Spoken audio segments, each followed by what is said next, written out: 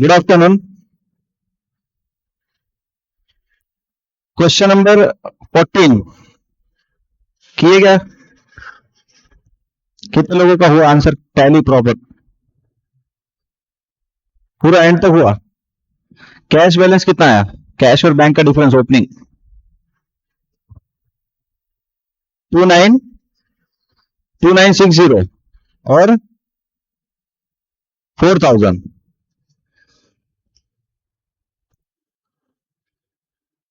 Yes, 2960 आएगा cash का balance और बैंक का आएगा 4000। अगर ये आया तो मतलब ऑलमोस्ट तुम्हारा आंसर, बाकी तो एकदम सिमिलर ही था। तो क्वेश्चन नंबर 14 एक बार निकालो वापस।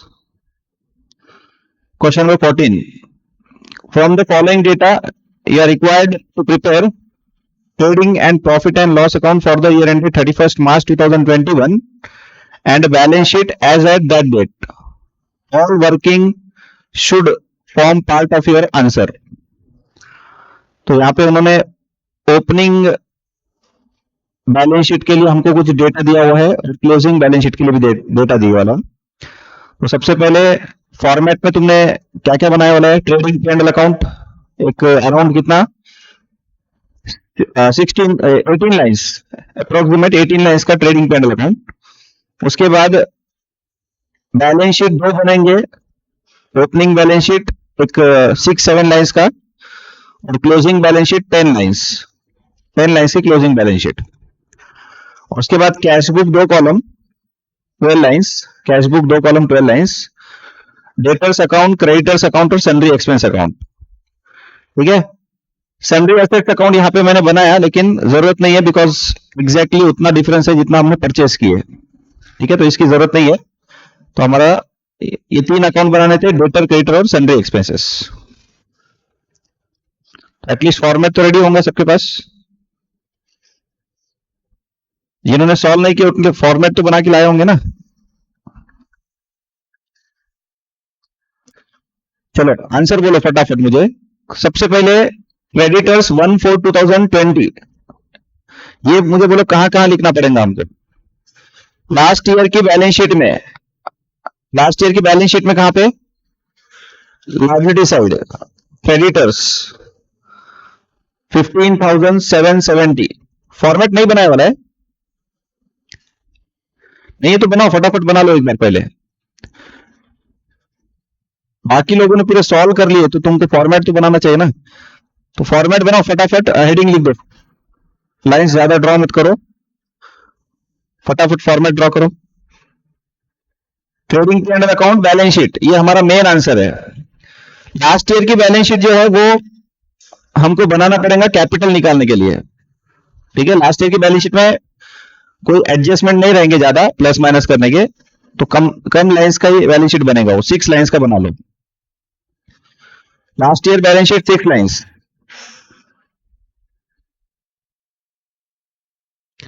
करंट ईयर बैलेंस शीट जो है वो 10 लाइंस का बना लो। Current year balance sheet 10 lines.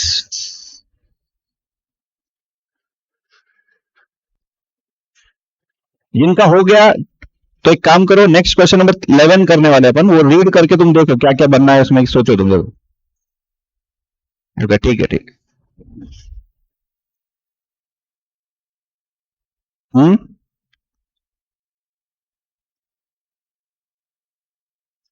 नहीं, सॉल्व ही कर लेंगे ना, डायरेक्ट आंसर बता। हाँ,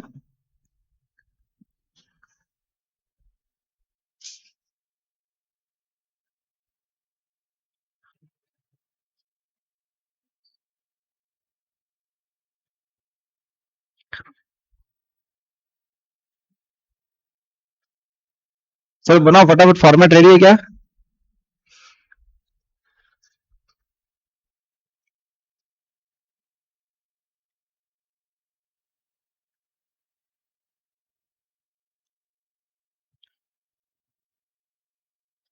फिफ्टी परसेंट क्लास ने किए वाला है तो मुझे लेना जरूरी है।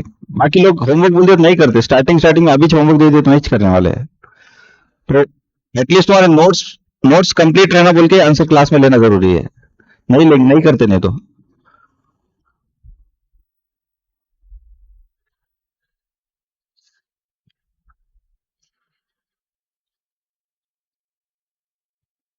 रेडियो फॉर्मेट तो अभी रेडी है सबका। चलो स्टार्ट करेंगे। सबसे पहले ओपनिंग बैलेंस शीट में क्रेडिटर्स, ओपनिंग बैलेंस शीट के अंदर क्रेडिटर्स लिखना है तुमको, लाइबिलिटी साइड 15,770, 15,770। और इसका सेकंड इफेक्ट क्रेडिटर अकाउंट के अंदर कहां लिखेंगे, bye balance brought down 15,770, bye balance brought down 15,770 हो गया। उसके बाद सन्ड्री एक्सपेंसेस आउटस्टैंडिंग 600, इसको लिखो लास्ट ईयर की बैलेंस शीट में लायबिलिटी साइड, लास्ट ईयर की बैलेंस शीट में liability side sundry expenses outstanding 600, sundry expenses outstanding 600। अच्छा, ये लास्ट ईयर का आउटस्टैंडिंग है जो हम करंट ईयर में पे करते हैं। तो करंट ईयर में जब पे करते हैं ना तो वो एक्सपेंसेस बढ़ जाते हैं, एक्चुअली लास्ट ईयर का है तो इसको लेस करना है हमको। तो एक्सपेंसेस अकाउंट में किधर लिखेंगे, क्रेडिट साइड पे, सन्ड्री एक्सपेंस अकाउंट के क्रेडिट साइड पे लिखो बाय आउटस्टैंडिंग एक्सपेंसेस 600, या पूरा लिख सकते हैं bye sundry expenses outstanding 600, bracket में तुम्हारे समझने के लिए लिख लो लास्ट ईयर, क्योंकि दो आउटस्टैंडिंग है तो समझ में आना चाहिए करंट ईयर का कौन सा है, लास्ट ईयर का कौन सा है। तो sundry expenses outstanding 600 last year, sundry expenses outstanding current year sorry last year 600 हो गया यहां तक। उसके बाद सन्ड्री असेट्स 11,610, ठीक है, इसको ले लो लास्ट ईयर की बैलेंस शीट में असेट साइड, लास्ट ईयर की बैलेंस शीट में asset side sundry assets 11,610, sundry assets 11,610। अभी अकाउंट तो किसी के पास है नहीं बना हुआ, तो क्या करो, करंट ईयर की बैलेंस शीट में इनर में लिख के रख लो। क्यों इनर में, बिकॉज एडिशन है उसके अंदर, तो इनर में लिखो सन्ड्री असेट्स। जब इनर में लिखते तो नीचे की लाइन यूज नहीं करना है उसकी, उसमें अपने को कुछ ना कुछ एडजस्टमेंट करना रहता है। तो सन्ड्री असेट इनर में लिख लो, और क्योंकि मैंने अकाउंट बनाया यहाँ पे तो मैं कहां लिखूंगा, डेबिट पे, टू बैलेंस ब्रॉट डाउन 11,610। मैंने अकाउंट बनाया बिल के 11,600, मैं डेबिट पे लिखूंगा टू बैलेंस ब्रॉट डाउन, ठीक है। तो बनाने की जरूरत नहीं है बिकॉज एकदम सिंपल था ये, कि डिफरेंस क्यों है वो अपने को समझ में आ गया था। उसके बाद stock in trade 8,040, stock in trade 8,040 stock in trade कहां लिखेंगे, लास्ट ईयर की बैलेंस शीट में पहले तो लिख लो असेट साइड पे, लास्ट ईयर की बैलेंस शीट में asset side stock in trade 8,040, 8,040। और इसका दूसरा effect trading account debit side, trading account debit side first line opening stock 8,040, opening stock 8,040। यहां तक हो गया। उसके बाद लास्ट में cash in hand and at bank, इसको मुझे पेंडिंग रखना पड़ेगा, क्योंकि अच्छा पेंडिंग मतलब कैश बुक के अंदर पेंडिंग रखना पड़ेगा बिकॉज वहां बाइफरकेशन चाहिए हमको। लेकिन बैलेंस शीट में हम डायरेक्ट भी लिख सकते हैं, अलग अलग भी लिख सकते हैं, क्योंकि वहां जब बाइफरकेशन लिखेंगे तो अपन यहां पे भी क्या करेंगे, ये जो बैलेंस शीट है लास्ट ईयर का, इसमें भी हम cash in hand cash at bank अलग अलग लिख देंगे, ठीक है। तो cash in hand cash at bank लिख के रख दो, अमाउंट बाद में लिखेंगे। क्योंकि ये वर्किंग नोट है तो किसी ने अगर cash in cash and bank balance बोल के एक साथ लिख दिया अमाउंट तो भी चलता, वर्किंग नोट ही वैसे भी है। मेरे कैपिटल निकाल, मेरे को यहाँ पे ओपनिंग कैपिटल चाहिए, अगर मुझे बोले मैं कैश एंड बैंक एक साथ अमाउंट लिख दिया तो मेरे ओपनिंग कैपिटल में कुछ फर्क पड़ने वाला है। Instead of writing cash in hand अलग अमाउंट, कैश एंड बैंक अलग अमाउंट, मैंने दोनों एक साथ लिख दिया तो भी मेरा कैपिटल तो वही आने वाला है, ठीक है। लेकिन हम बाइफरकेशन आगे हमको चाहिए, तो फिर अभी क्या करो, फिलहाल में ऐसे लिख के रख दो cash in hand cash at bank. और कैश बुक के अंदर क्या करो, टू बैलेंस ब्रॉट डाउन लिख के रखो, लिख के रख दो ताकि हमको क्वेश्चन एंड होने के बाद समझ में आना चाहिए कि यहाँ पे कुछ बाकी है, लिखना बाकी है अपना। ठीक है, बाइफर्केशन उसका मिल जाएगा हमको जब तक बैलेंस ब्रॉट डाउन लिख के रखो, तो ये अमाउंट बाद में मिलेंगे अपने को। ये दोनों का टोटल क्वेश्चन में दे दिया आपने को 6960, दोनों का टोटल है ये। ट्रेड डेटर क्वेश्चन मार्क है, तो एक काम करो, लास्ट ईयर की balance sheet asset side, last year balance sheet asset side, trade debtors 16,530, 16,530 हो गया, लिख दिया 16,530। नहीं, अमाउंट दिया ही नहीं है ना इसका, तो इसका अमाउंट क्वेश्चन मार्क था ना। एक मिनट लिखो मत, अमाउंट है इसका, क्वेश्चन मार्क अमाउंट है, मतलब अपने को फाइंड करना है, तो मैंने आंसर दिखा दिया डायरेक्टली, ये तो क्वेश्चन मार्क है, तो फाइंड करना है हमको। ठीक है, तो अगर लिखा होगा तो कट कर दो, क्योंकि अमाउंट वो अपने को फाइंड करना है, उतना ही चाहने वाला है, बट अभी फिलहाल में हमने वो निकाले नहीं, तो यहाँ पे खाली इतना ही लिखो, ट्रेड डेटर्स। डेटर अकाउंट में टू बैलेंस ब्रॉट डाउन लिख के रखो, डेटर अकाउंट में टू बैलेंस ब्रॉट डाउन लिख के रखो खाली। ठीक है, अमाउंट हम बाद में बैलेंसिंग फिगर निकाल लेंगे। डेटर अकाउंट में to balance brought down, balancing figure.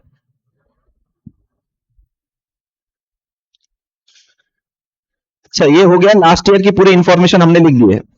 अब आ जाओ करंट ईयर, 31 मार्च 2021, क्रेडिटर्स 12,400, कहां पे लिखेंगे? बैलेंस शीट कौन सा? करंट ईयर का। करंट ईयर बैलेंस शीट में लायबिलिटी साइड, क्रेडिटर्स 12,400, क्रेडिटर्स 12,400। और सेकेंड इफेक्ट, क्रेडिटर्स अकाउंट के अंदर to balance carried down 12,400, creditors account के अंदर टू बैलेंस कैरिड डाउन 12,400। उसके बाद सैलरी एक्सपेंसेस आउटस्टैंडिंग 300, क्या करते हैं 300 का? सैलरी एक्सपेंसेस में ऐड करते हैं और बैलेंस शीट में लायबिलिटी पे शो करते हैं। अब क्योंकि हमने अकाउंट बनाया हुआ है सैलरी एक्सपेंसेस का, तो ऐड करने की जगह पे हम कहां लिखेंगे?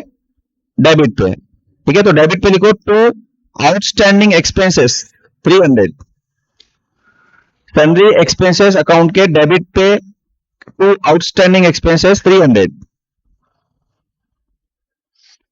और बैलेंस शीट में लायबिलिटी साइड, बैलेंस शीट में liability side current year, current year के बैलेंस शीट में लायबिलिटी साइड पे sundry expenses outstanding 300, sundry expenses outstanding 300। हो गया यहां तक? उसके बाद सन्ड्री असेट्स 12040, बट अभी अगर तुम देखेंगे ओपनिंग बैलेंस है 11,610 और क्लोजिंग है 12,040, तो पहले क्या करो, इसमें डिफरेंस कितना है वो देखो पहले। 12,040 माइनस 11,610, 430 ना। हाँ, और ये 430 का अमाउंट का हमको नीचे इंफॉर्मेशन दिया हुआ है, ये यहाँ पे paid by cheque for machinery purchased 430। तो हम क्या करेंगे, ये 12,040 जो है ना, ये डायरेक्ट लिखने के जगह पहले क्या करो, करंट ईयर की बैलेंस शीट में आ जाओ, करंट ईयर बैलेंस शीट, वहां पे सन्ड्री एसेट तुमने इनर में लिखे वाला है क्या लिखे वाला? उसमें ऐड मशीनरी करो, ऐड मशीनरी परचेज बोल के लिख दो, एडिशन लिख दो, ऐड मशीनरी परचेज एडिशन, और टोटल आउटर में लिख दो, टोटल आउटर में। और इसका सेकेंड इफेक्ट जाएगा कैश बुक में पेमेंट साइड पे, कैश बुक में पेमेंट साइड पे बाय सन्ड्री असेट्स, ब्रैकेट में लिख लो machinery, by sundry assets bracket में लिखो मशीनरी, और कौन से कॉलम में लिखेंगे? बैंक कॉलम में। ठीक है, मैंने अकाउंट बनाया तो मैं कहां लिखूंगा? डेबिट साइड पे, to bank account, to bank account machinery purchased 430। ठीक है, और क्योंकि मेरे को क्लोजिंग बैलेंस अभी पता चल गया, बाय बैलेंस कैरिड ऑन कितना है 12040, तो ये अकाउंट मेरा यहाँ पे टैली हो जाता है, एंड में भी टैली करे तो चलता, लेकिन ऑलरेडी टैली है। और ये जो 12040 है ये बैलेंस शीट में जाएगा, जो ऑलरेडी तुमने लिख दिए। सन्ड्री असेट्स 12040, तो मैंने एडिशन नहीं बताया क्योंकि मैंने अकाउंट बनाया वाला है, तो वहां पे एडिशन ऑटोमेटिकली वहां पे आ गया। तुमने अकाउंट नहीं बनाया तो यहाँ पे एडिशन इनर में लिख लिया तुमने, और आउटर में 12040। ठीक है, चलो उसके बाद stock in trade 11,120, stock in trade, तो ये है क्लोजिंग स्टॉक। क्लोजिंग स्टॉक के दो effect, trading account credit side, fifth line में लिखो by closing stock 11,120, by closing stock 11,120।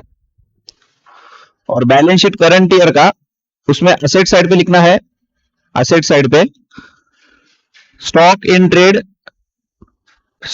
या closing stock 11,120। Current year balance sheet asset side stock in trade 11,120।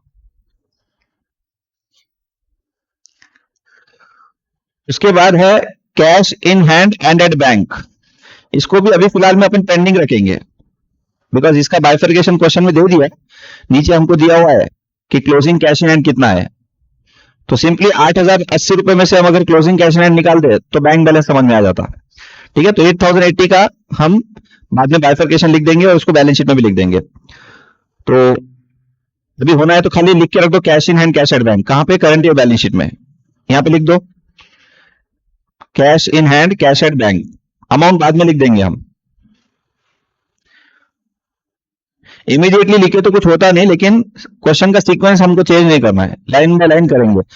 तो जहां पे भी हमको अमाउंट आगे जाके पता चलने वाले हैं उसके अमाउंट रख देंगे, हम पेंडिंग रह देंगे, वो आगे जाके जब पता चलेंगे तब लिख देंगे। अच्छा, ये cash in hand cash at bank जो करंट ईयर बैलेंस शीट में लिखा हमने, इसको कैश बुक में क्या करो, लास्ट लाइन में by balance carried down, by balance carried down फिलहाल में लिख के रखो, अमाउंट बाद में लिख देंगे, बाय बैलेंस कैरिड डाउन।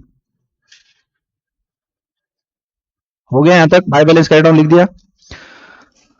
और इसके बाद है trade debtors 17,870, current year balance sheet asset side, current year balance sheet में asset side trade debtors 17,870, trade debtors 17,870।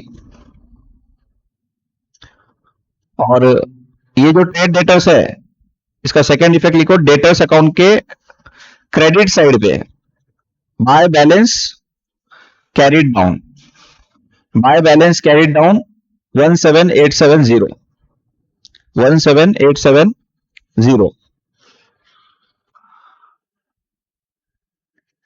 ठीक है, तो अब है नीचे डिटेल्स दिए हुए हमको कुछ, उसको एक एक को हमको पोस्ट करना है। Cash and discount credited to debtor 64,000 pending, cash and discount, तो कैश कितना है और डिस्काउंट कितना है वो निकालना पड़ेगा, क्योंकि इसकी एंट्री अलग करेंगे, इसकी एंट्री अलग करेंगे हम। ठीक है, cash and discount credited to debtor 64,000। Sales return, इसकी एंट्री कर सकते हैं हम 1450 की, सेल्स रिटर्न की एंट्री होती है sales return account debit to debtors, तो डेटर्स अकाउंट के क्रेडिट साइड पे by sales return 1450, by sales return 1450। और इसका प्रेजेंटेशन क्या करना है सेल्स रिटर्न का, ट्रेडिंग अकाउंट के क्रेडिट पे, ट्रेडिंग अकाउंट के क्रेडिट पे सबसे पहले लिखो बाय सेल्स, बाय सेल्स, नीचे लिखना है कैश क्रेडिट, कैश और क्रेडिट, उसके नीचे लिखना है लेस रिटर्न, लेस रिटर्न, और सामने अमाउंट लिख दो 1450, लेस रिटर्न 1450, 1450। उसके बाद नेक्स्ट पॉइंट है बैड डेट 420, एंट्री होंगी bad debt account debit to debtors, तो डेटर्स अकाउंट के क्रेडिट पे by bad debt, by bad debt 420, by bad debt 420।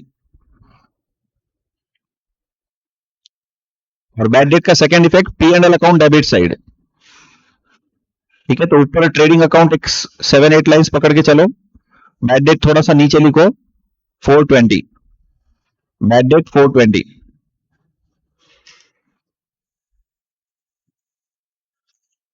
हो गया क्या बैड डेट 420 का? उसके बाद नेक्स्ट पॉइंट है सेल्स, कैश एंड क्रेडिट। अब मुझे कैश सेल्स कितना है और क्रेडिट सेल्स कितना है अलग अलग से चाहिए, तो इसको मुझे अभी पेंडिंग रखना पड़ेगा। टोटल सेल है 71,810, बट कैश का कितना है और क्रेडिट का कितना है, इसके एंट्रीज करने के लिए हमको अलग अलग चाहिए। Discount allowed by trade creditors, allowed by trade creditors. ठीक है, तो इसका मतलब ये डिस्काउंट रिसीव्ड है 700, एंट्री क्या होंगी? Creditors account debit to discount received, तो क्रेडिटर्स अकाउंट के डेबिट साइड पे है, क्रेडिटर्स अकाउंट के डेबिट साइड पे to discount received 700, to discount received 700। Second effect profit and loss account debit side नहीं क्रेडिट साइड पे लिखो, क्या लिखेंगे? By discount received 700, by discount received 700, by discount received 700। उसके बाद next point purchase return 400, purchase return की entry, purchase return की entry, purchase return account debit नहीं, purchase return account credit, creditor account debit, तो क्रेडिटर अकाउंट के debit side पे है, creditor account के डेबिट साइड पे है। To purchase return 400, to purchase return 400। और ये जो 400 है ना, इसको भी हम ट्रेडिंग के डेबिट साइड पे परचेज के नीचे लेस करके रख देंगे अभी। तो to purchases cash credit less return 400, लिखो ट्रेडिंग के डेबिट पे, ट्रेडिंग के डेबिट पे लिखना है टू परचेजेस, इसके नीचे लिखना है कैश और क्रेडिट, और उसमें से लेस रिटर्न 400।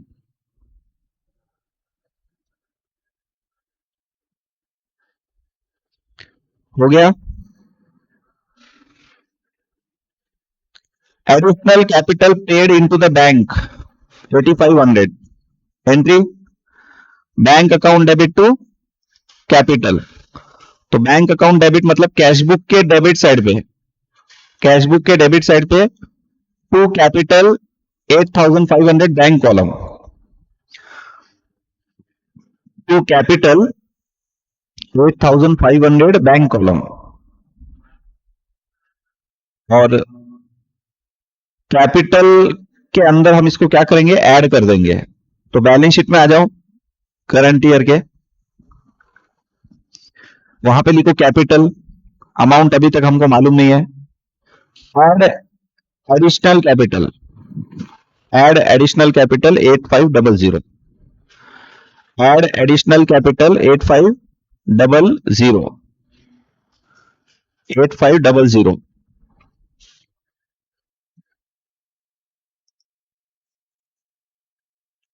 हो गया यहां तक? Next point realisation from debtor paid into the bank 62,500। तो अब ये वाला जो पॉइंट है इसको हम फर्स्ट पॉइंट से लिंक करेंगे, फर्स्ट पॉइंट से, जिसमें 64,000 कैश एंड डिस्काउंट दोनों मिला के दिया हुआ है, और यहां पे बोल रहा है realisation from debtor paid into the bank 62,500। तो ये 62,500 के हम दो एंट्री करेंगे। कौन से दो entry? Cash account debit to debtors account, cash account debit to debtors account, कितना? 62,500, 62,500। और फिर एक और एंट्री करेंगे, ये कैश बैंक में डिपॉजिट कर दिए, तो bank account debit 62,500 to cash account, ठीक है, टू कैश अकाउंट 62,500।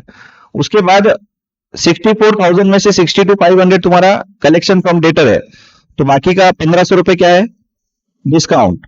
तो इसकी एंट्री अलग से करेंगे, discount allowed account debit discount allowed account debit debtors to debtors.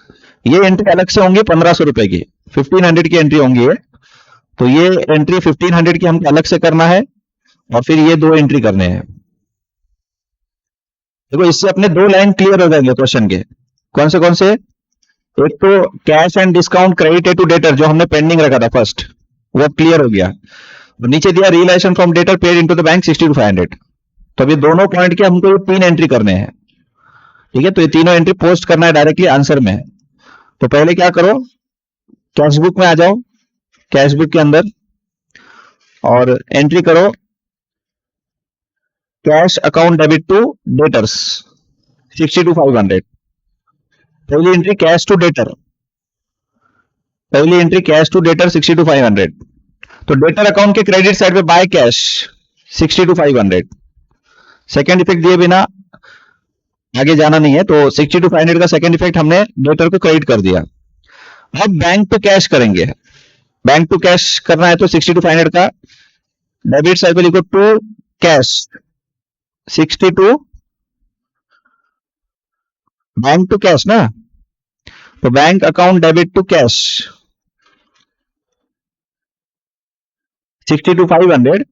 तो बाय बैंक कैश कॉलम में आ जाएगा कितना, बाय बैंक कैश कॉलम में लिख दो 60 to 500। देखो अभी की पोस्टिंग हमने क्या की है, ये कैश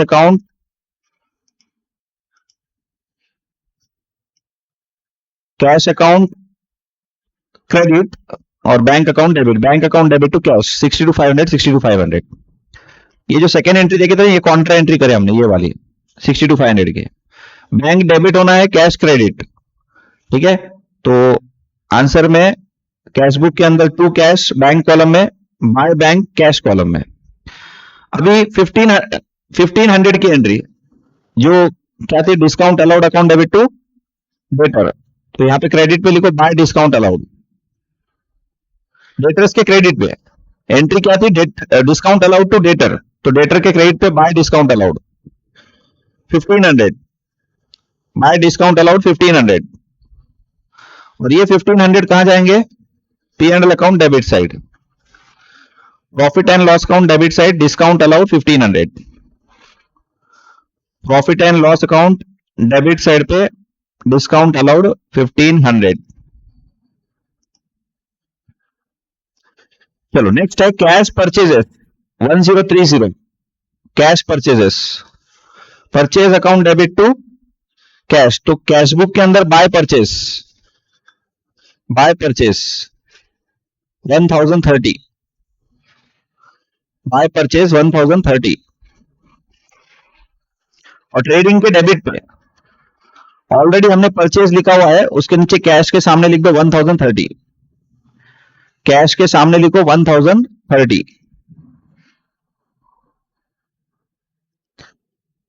उसके बाद कैश एक्सपेंसेस 9570। ठीक है, अब ये कैश एक्सपेंस को हम कैश सन्ड्री एक्सपेंसेस पकड़ने वाले हैं। ठीक है, अगर क्योंकि बाकी कोई एक्सपेंस है नहीं और क्योंकि आउटस्टैंडिंग एक्सपेंस का अकाउंट बनाया हमने, तो साल भर में कुछ भी पेमेंट नहीं हुआ ऐसा तो नहीं होगा, तो ये कैश एक्सपेंसेस जो है ना इसको हम सन्ड्री एक्सपेंसेस पेमेंट बोलेंगे। तो 9570 की एंट्री क्या होंगे, cash sundry expenses account debit to cash. ठीक है, तो कैश बुक में आ जाओ, कैश बुक में by sundry expenses 9570, by sundry expenses 9570। और इसका second effect sundry expenses account के डेबिट साइड पे है to cash account 9570, to cash account 9570।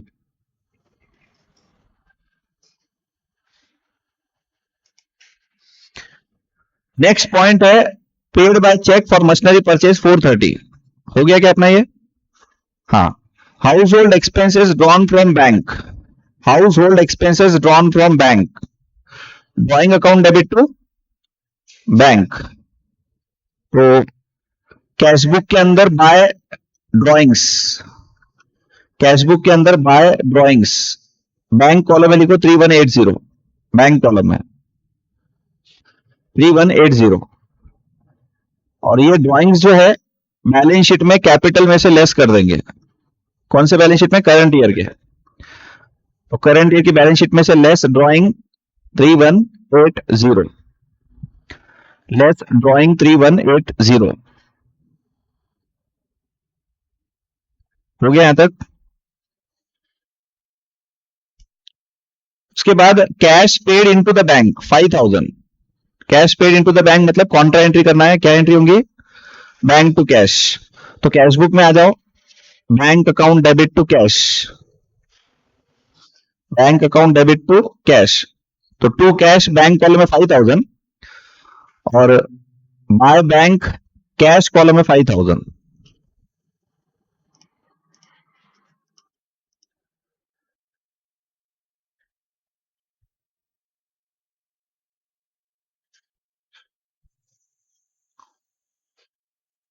हो गया ये? चलो उसके बाद कैश ड्रॉन फ्रॉम बैंक 9240, तो ये एंट्री होती है cash account debit to bank account. तो कैश बुक के अंदर टू बैंक लिखना है, कैश कॉलम में आ जाएगा 9240 और बाय कैश लिखना है, बैंक कॉलम में आ जाएगा 9240।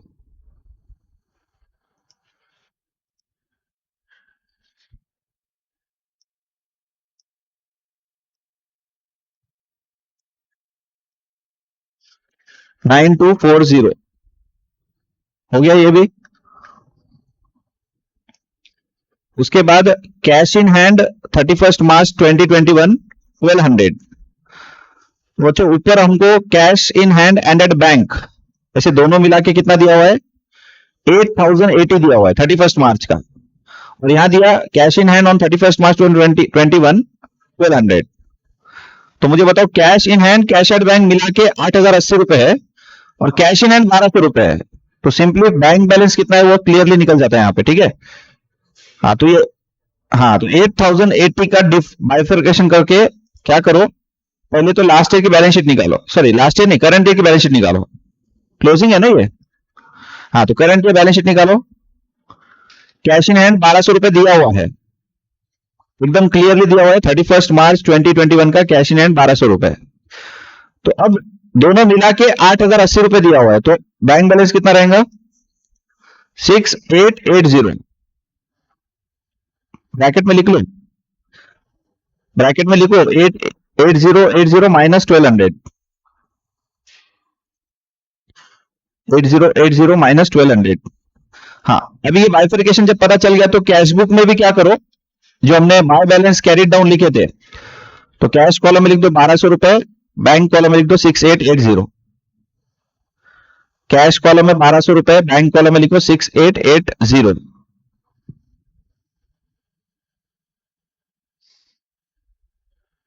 हो गया यहां तक?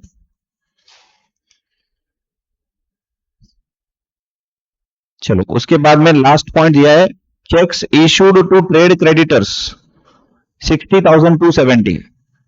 क्या एंट्री होती है? Creditors account debit to bank, तो क्रेडिटर्स अकाउंट के डेबिट साइड पे टू बैंक 60,270, क्रेडिटर्स अकाउंट के डेबिट साइड पे टू बैंक 60,270, और कैश बुक में क्रेडिट साइड पे बाय क्रेडिटर्स, कैश बुक में क्रेडिट साइड पे बाय क्रेडिटर्स, बैंक कॉलम में लिखना है 60,270, बैंक कॉलम में लिख दो 60,270।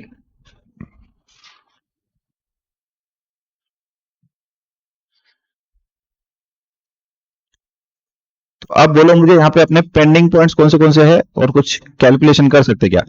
सेल्स का हमारे पास अभी तक बाइफरकेशन नहीं आया है, 71,810 टोटल सेल है कैश और क्रेडिट मिला के, और ऊपर का इसका बाइफरकेशन नहीं आया, किसका? Opening cash in and cash at bank. ये दो चीजों के अमाउंट है हमारे पास लेकिन बाइफरकेशन नहीं है। तो बाकी सब तो क्वेश्चन में पूरा यूज कर लिया हमने। तो अब ये क्वेश्चन यहाँ पे ओपनिंग कैश एंड बैंक का डिफरेंस कैसे निकालना, और कैश मतलब क्लोज कैश सेल्स और क्रेडिट सेल्स कैसे निकालना है। देखो यहाँ पे डेटर अकाउंट को ऑब्जर्व करो एक बार, ओपनिंग बैलेंस नहीं मालूम डेटर का और सेल्स नहीं मालूम, तो मतलब डेटर अकाउंट को तो कुछ भी नहीं कर सकते हम। क्रेडिटर अकाउंट में क्या है, ओपनिंग क्लोजिंग दिया हुआ है, परचेजेस निकल जाएंगे वहां से। लिख दो एक बार का, ये कुछ काम का नहीं है लेकिन अभी लिख दो, निकाल लो इसका। टोटल डेबिट का 73,770 73770 minus 15,770 58,000 58,000 is a credit purchase. अब ये 58,000 को हम ट्रेडिंग के डेबिट पे लिख सकते हैं। ये 58,000 जो है क्रेडिट परचेज है, तो ट्रेडिंग के डेबिट पे 58,000 और नेट परचेज आ गया 58,630।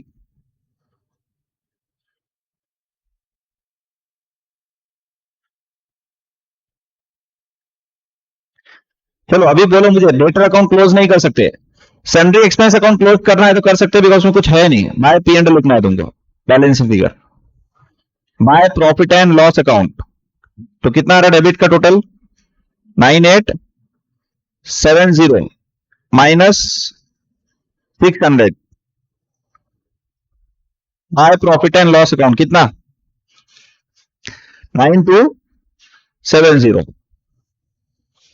सन्ड्री एक्सपेंस से कुछ निकलने वाला नहीं है, बट वो है तो क्लोज करके रख दो एक बार का। अपन जहां पे अटकने वाले ना वो उसको सोचते हैं कि भाई पहले जो इजी पार्ट है वो कंप्लीट कर लो, इसके मार्क्स पे अपने श्योर हो जाते हैं।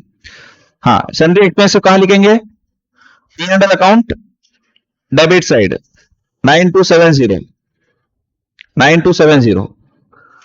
हाँ, अभी कुछ बचा नहीं है। अब अपने को जब तक कुछ ना कुछ हिंट नहीं मिलेंगे तब तक अपन डेटर क्लोज नहीं कर सकते, कैश एंड बैंक भी क्लोज नहीं कर सकते। अच्छा, कैश एंड बैंक में बैंक क्लोज कर सकते हैं, क्योंकि बैंक में जो है ना कैश सेल तो नहीं आने वाला है। कैश सेल की एंट्री होती है कैश टू बैंक। क्वेश्चन में ऐसा नहीं बोला cash sales deposited in the bank, ऐसा तो नहीं बोला। तो इसका मतलब बैंक में कुछ भी नहीं बचा है एक्सेप्ट ओपनिंग बैलेंस।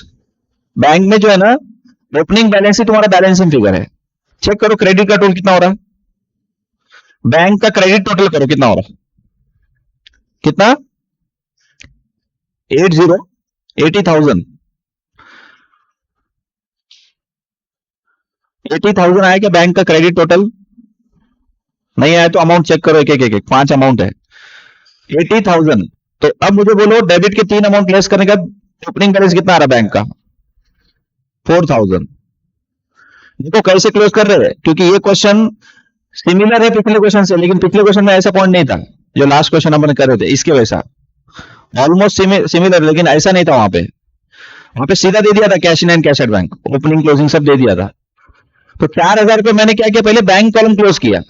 ठीक है, जैसे ही मेरे 4,000 बैंक कॉलम का आ गया तो मुझे अब opening cash balance balancing figure मिल जाएगा, क्योंकि हमारे पास दोनों मिला के दिया हुआ है क्वेश्चन में। कितना है 6,960, उसमें से 4,000 रुपए क्या है तुम्हारा बैंक बैलेंस है, इसका मतलब बाकी का क्या है कैश बैलेंस। तो कैश बैलेंस आ गया 2960, लिख के रखो वहां पे 2960 जो है ना ये दोनों अमाउंट का डिफरेंस है। कौन से अमाउंट का 6,960 माइनस 4,000। ठीक है, बाद में तुम जब सेल्फ प्रैक्टिस करेंगे ना, मतलब सेल्फ स्टडी, तो उस टाइम पे तुमको ये समझ में आएगा कि 2940 पहले आया 4,000 पहले आया, ये समझ में नहीं आने वाला है। तो तुमको ऐसे कुछ तो एरो बना के लिखना पड़ेगा वहां पे कि पहले 4,000 आने वाला है, स्टार मारो बैलेंसिंग फिगर, उसके बाद 2960 निकाले वाला है।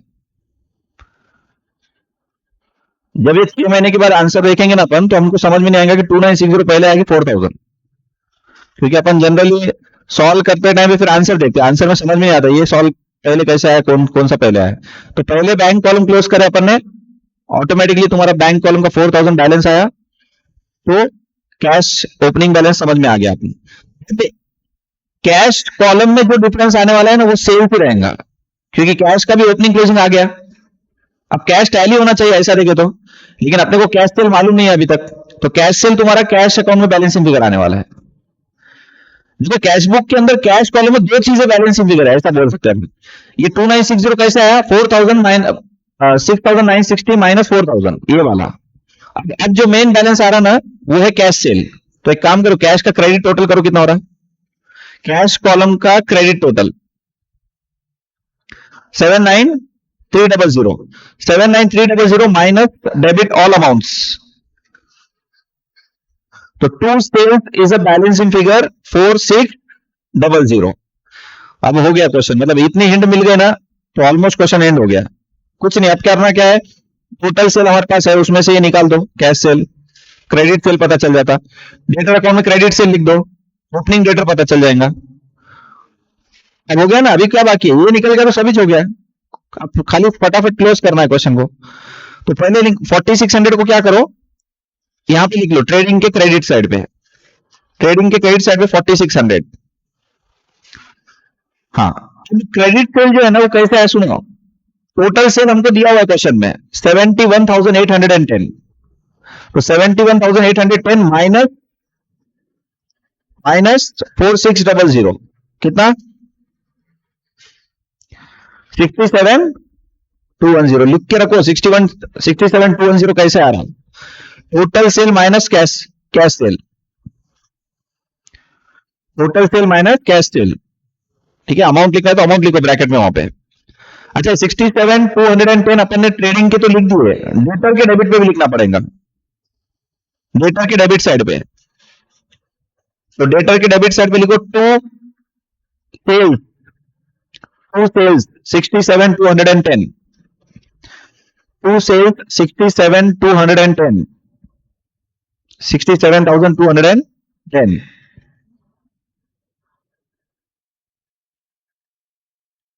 और अब निकालो डेटर का ओपनिंग बैलेंस, डेटर का ओपनिंग बैलेंस, क्रेडिट की टोटल पहले करो, डेटर कौन है, debtor account credit side total 83,740, 83,740 minus 67,210 आया क्या देखो, 83,740 माइनस 16,500 67,210, तो कितना आ गया 15,530 आया क्या, ये 15,530 आ गया सबका। ये कहां पे लिखेंगे, लास्ट ईयर की बैलेंस शीट में asset side, last year balance sheet asset side. अच्छा ये जो cash in and cash at bank हमने लिख के रखा था उसका बाइफर्केशन मिल चुका है अपने को, तो वो भी लिख दो 2960 और 4,000 भी मिला ना बाइफर्केशन, 2960 और 4,000। अब क्या करेंगे, कैपिटल निकालो, capital opening capital, opening capital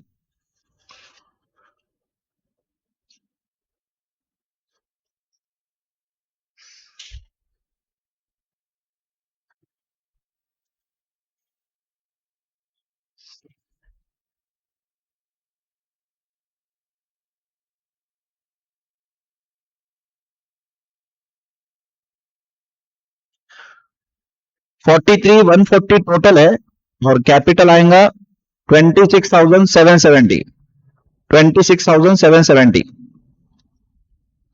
26,770 current year की बैलेंस शीट में लिखो, और फिर ट्रेडिंग अकाउंट में ग्रॉस प्रॉफिट निकालो, ट्रेडिंग अकाउंट में ग्रॉस प्रॉफिट।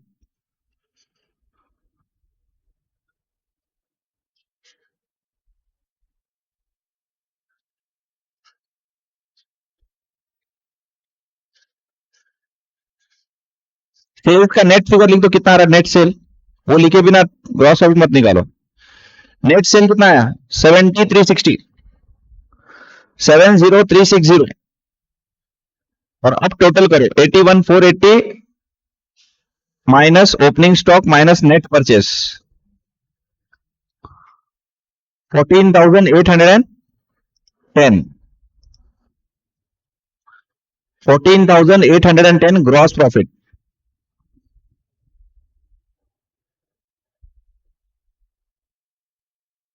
इवन दो मैं आंसर फटाफट बता दे रहा, लेकिन तुम्हारा कैलकुलेशन फास्ट करना चाहिए तुमने। मेरे बताने के पहले चेक आंसर आ जाना चाहिए कैलकुलेटर पे। 14,810 आ गया क्या? तो ग्रॉस प्रॉफिट नीचे ले लो 14,810। Find net profit.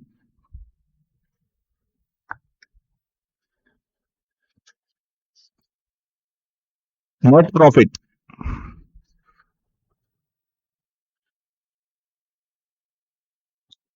4320।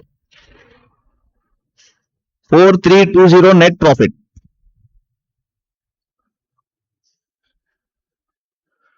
4320 आ गया। ऐड कर दो इसको कैपिटल के अंदर। 36,410 net capital after all adjustments. Net capital 36,410। 36,410।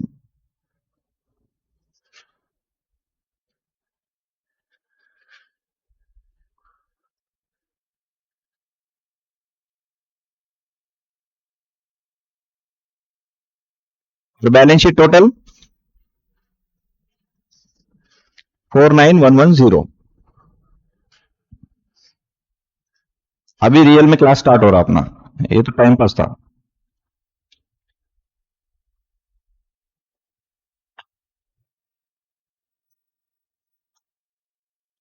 ठीक है, नेक्स्ट टाइम से 100% क्लास में सभी जने ट्राई करके आना है। 80-90% आना चाहिए। मैं ये नहीं बोल रहा कि तुम्हारा सब चीज आंसर मैच होना चाहिए, टैली होना चाहिए। देखो मिस्टेक करेंगे ना अभी तो ही तुम्हारे को एग्जाम में सॉल्व करने आएगा। अभी तुम नहीं आता बोल के करेंगे नहीं तो फिर एग्जाम में भी आने वाला ही नहीं, कितना भी कुछ भी कर लो। अभी अपन ने कितने टोटल अराउंड 5 क्वेश्चंस हो गए अपने 40 नंबर मिला के। तो अगर किसी को चेक करना है ना, तुम इसमें से कोई भी 2 क्वेश्चन लो आज का मिला के, और संडे को क्या करो तुम तुम्हारा रफ पेपर पे सॉल्व करो। एकदम सिस्टमेटिक नहीं बनाना है, फटाफट आंसर निकालने के हिसाब से। और अगर तुम्हारा आंसर बिना देखे दोनों क्वेश्चन टैली हो रहे आखिरी तक, बिना बुक देके तुम्हारा, तो समझ आना तुम्हारा अकाउंट्स में एकदम परफेक्ट, मतलब सिंगल एंट्री में तो प्रॉब्लम नहीं आएगा और अकाउंट में स्कोर भी अच्छा आ सकता तुमको। क्योंकि इसके लिए तुमको बेसिक्स तुम्हारे बहुत अच्छे चाहिए। अपन हर चीज की एंट्री कर रहे हैं, डबल इफेक्ट दे रहे हैं, तो कहीं पे भी अपन मिस हो गए कि आखिर में टैली नहीं होने वाले, फिर मिलता भी नहीं मिस्टेक फिर। तो इसको सेल्फ में करना ही पड़ता तुमको। अभी टाइम है, क्लास डबल टाइमिंग में नहीं चालू है, तो करना चाहिए तुम्हें। बिना देखे ये क्वेश्चन याद नहीं रहता तुमको। तुमको लग रहा होगा कि अभी करे याद रहेगा ये, तुम अभी के अभी अगर करेंगे ना तो 50% स्टूडेंट्स मैं गारंटी देता है टैली नहीं होता तुम्हारा बिना देखे।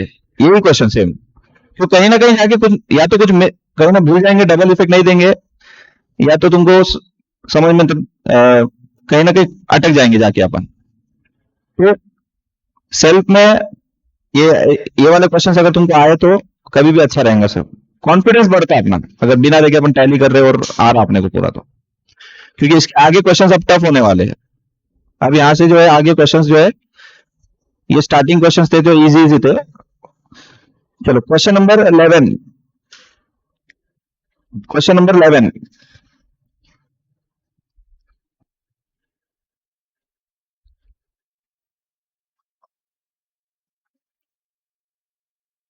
Question number 11, the statement of affairs of Shri Ram on Saturday the 31st December was as follows। ठीक है, तो यहां पे बैलेंस शीट का इंफॉर्मेशन दिया हुआ है हमको 31st December का, ईयर नहीं दिया। तो शायद तक क्वेश्चन पूरे एंड होने तक ईयर नहीं देने वाला है, तो ठीक है अपन 31st December ही लिखेंगे, ईयर नहीं लिखेंगे। ठीक है, कैपिटल है 50,000, क्रेडिटर्स है, लाइबिलिटी फॉर एक्सपेंसेस है।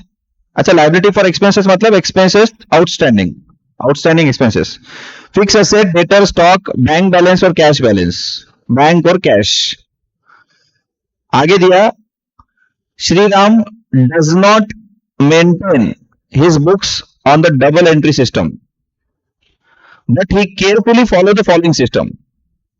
मतलब डबल एंट्री फॉलो नहीं करता, लेकिन कुछ इसका एक खुद का प्रैक्टिस है, मतलब एक सिस्टम है जो फॉलो करता है। क्या सिस्टम है नीचे दिखा है आपने को।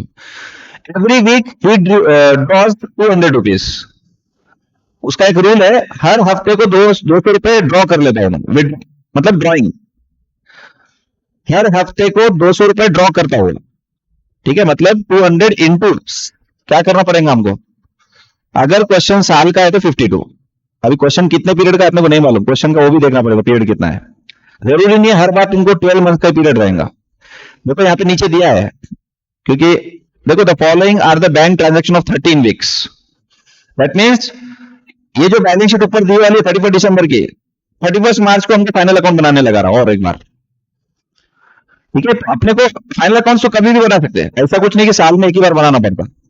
ठीक है, बिजनेस चाहे ना तो 3 महीने में एक बार बना सकता है, हर महीने भी बना सकता है फाइनल अकाउंट्स बनाना है तो अभी ये क्वेश्चन में हमको एक्सपेक्ट कर रहा है कि 31 मार्च को हमको फाइनल अकाउंट बनाने हैं, 31 मार्च। और बैलेंस शीट कब की दी वाली, ओपनिंग दिसंबर।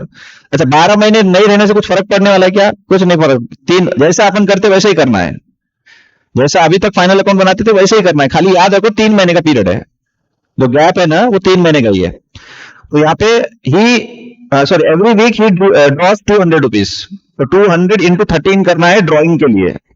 ड्रॉइंग के लिए हमारी क्या होगा कैलकुलेशन, 200 इंटू 13। ठीक है, after meeting is weekly sundry expenses, after meeting is weekly sundry expenses 100 on an average and is drawing the balance of weekly collection is bank at the commencement of the next week.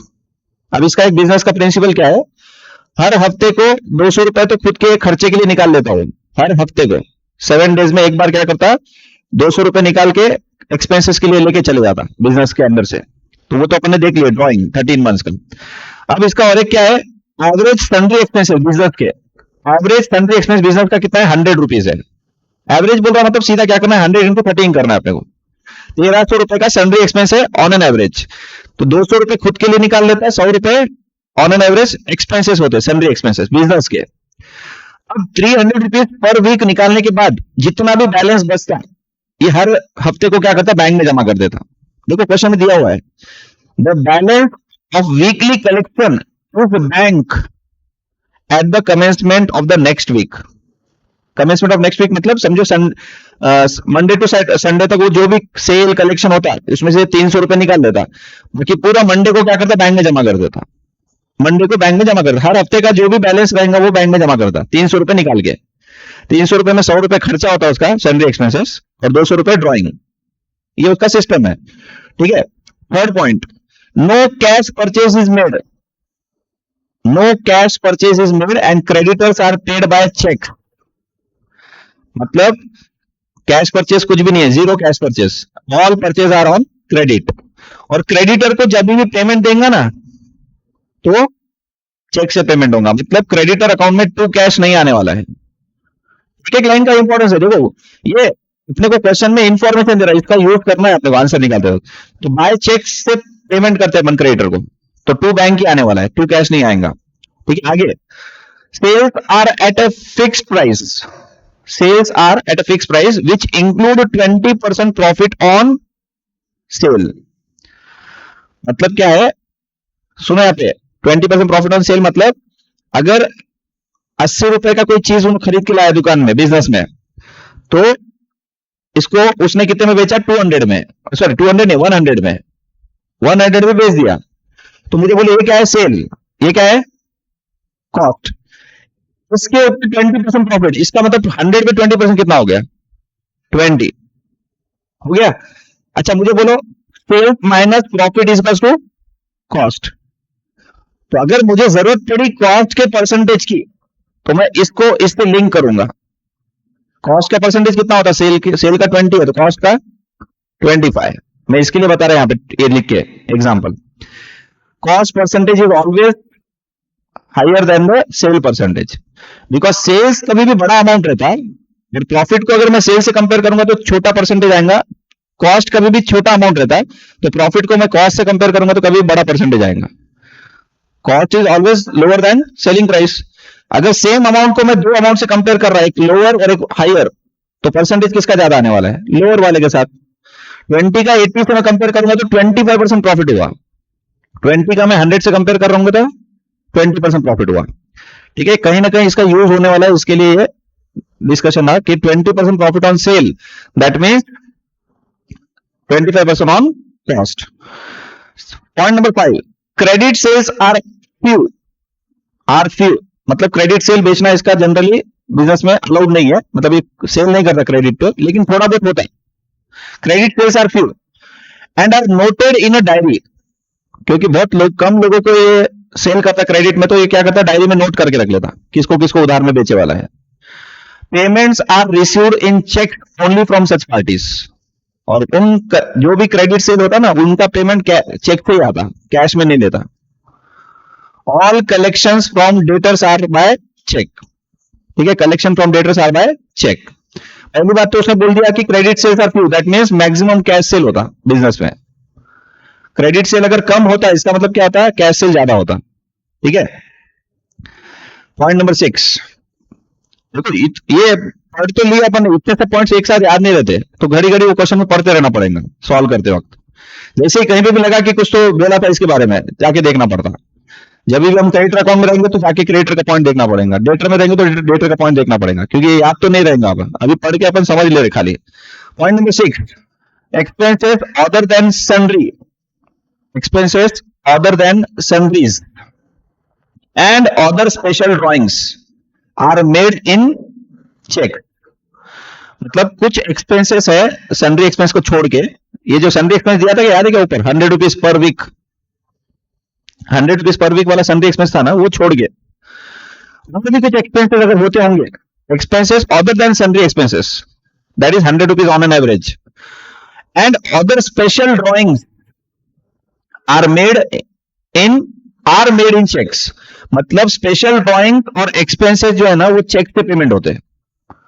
Special drawings, देखो drawings दो हो गए अब यहाँ पे. ये 200 रुपए वाली ड्रॉइंग कैश में निकालता बोल के बोला था क्वेश्चन में, देखो ना यहाँ पे, एवरी वीक ही ड्रॉ 200 रुपीज. तो यहाँ पे ही drawers does not mean bank में से पैसा निकालता, बिजनेस में से पैसा निकाल रहा हूं.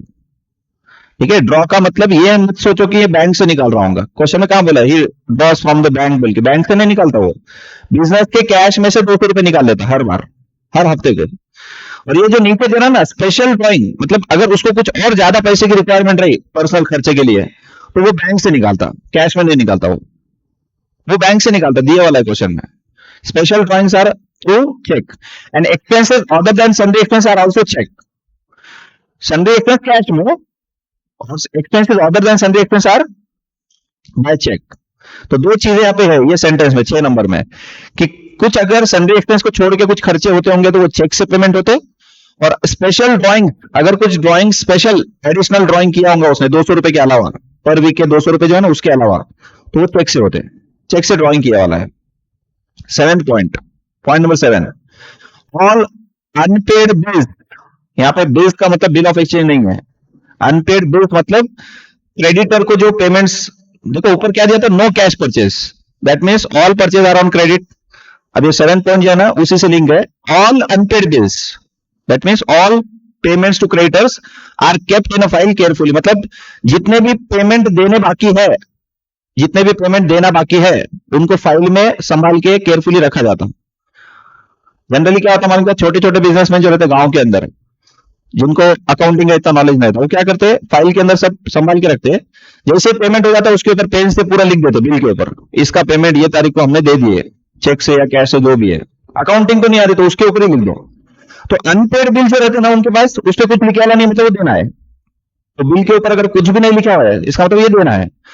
अगर उसके ऊपर लिख दिए कि पेड ऑन ये डेट को हमने पेड कर दिए चेक से, चेक नंबर ये है, ऐसा डिटेल में साइड में कहीं पे भी लिख देते, तो उनके पास वो हिसाब रहता कि हमने ऐसा ऐसा किया था. 6 महीने के बाद में भी देखे तो उनको याद आ जाएगा, देख भाई ये बिल का पेमेंट मैंने दे दिया था. और जो पेमेंट लेने आता है उसको जनरली उसका सिग्नेचर भी ले देते उसके ऊपर, कि भाई तूने पेमेंट ले लिया, चेक से दिया मैं या कैश में जो भी दिया. तो यहाँ पे भी वैसे सिस्टम है समझो. और unpaid bills are kept in a file carefully. तो जितने भी क्रेडिटर को पेमेंट देने हैं वो संभाल के रखते हो, बिल वगैरह है ना वो पूरे संभाल के रखते हो. The following are is bank transaction for 13 weeks. Bank transaction मतलब ये पूरा का पूरा किसका है, बैंक से रिलेटेड है. 1 जनवरी का ओपनिंग बैलेंस कितना है, बैंक बैलेंस 5000. चेक करेंगे ऊपर 5000 है क्या, है ना, बैलेंस शीट में रहना चाहिए। अगर नीचे बोल रहा है कि बैंक बैलेंस ओपनिंग 5,000 है, तो बैलेंस शीट तो दी वाली ऊपर अपने को ओपनिंग, तो 5,000 से मैच हो गया। चेक डिपॉजिटेड, चेक्स डिपॉजिटेड, बोलो एंट्री क्या होंगी? बैंक टू कैश, एंट्री बरोबर है तुम्हारी, लेकिन मुझे बोलो ये चेक आए कहां से तुम्हारे पास डिपॉजिट करने के लिए? चेक आए कहां से तुम्हारे पास डिपॉजिट करने के लिए? डेटर से कलेक्शन। अच्छा, क्वेश्चन में एक लाइन भी दिया भी था वैसे भी, ये देखो, credit sales are few and are noted in a diary, payments are received in cheque only from such parties. तो तुमको ये 2,000 रुपए के एक्चुअली एक ही एंट्री करनी है। तुम जो बोल रहे bank to cash, cheque deposit करे तो बैंक टू कैश, मतलब पहले एक्चुअली अपन क्या सीखे थे पता है? कैश बुक के अंदर अपन सीखे थे कि फाउंडेशन में चेक मिला और सेम डे डिपॉजिट नहीं करे तो अपन पहले कैश ट्रीट करते, और उसको नेक्स्ट डे जब डिपॉजिट करेंगे, आगे कभी भी डिपॉजिट करेंगे तो bank account debit to cash करते, कॉन्ट्रा एंट्री मार देते वहां पे। यहाँ पे है ना, अपन चेक डिपॉजिटेड की एक ही एंट्री करेंगे, क्योंकि अपने को क्वेश्चन में दो दो एंट्री करके भी कुछ मतलब नहीं है, कैश कैश कट होने वाला है अल्टीमेटली। तो यहाँ पे अपन एक ही एंट्री कर सकते हैं 2,000 की। तुमने अभी क्या बोला? चेक डिपॉजिटेड की एंट्री। मुझे ऐसा बोल रहा है कि ये एंट्री होनी चाहिए bank account debit to debtor, bank to debtor, because this cheques are received from debtor, तो डेटर को क्रेडिट करो, और ये चेक्स डिपॉजिट कर रहे बैंक में, तो बैंक अकाउंट डेबिट होना चाहिए। तो क्या एंट्री होंगी? Bank account debit to debtor.